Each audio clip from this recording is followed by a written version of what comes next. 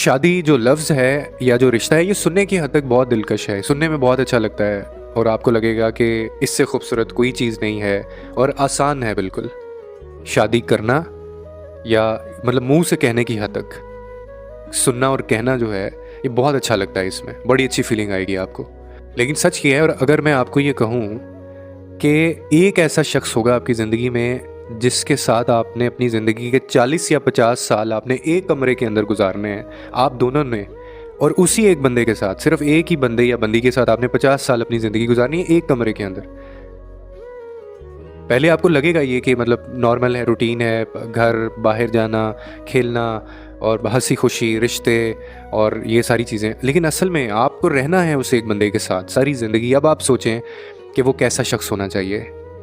जब आप ये एक माइंडसेट के साथ जाएँगे ना इस रिश्ते के अंदर कि यार इस एक शख्स के साथ मैंने 40-50 साल गुज़ारने हैं,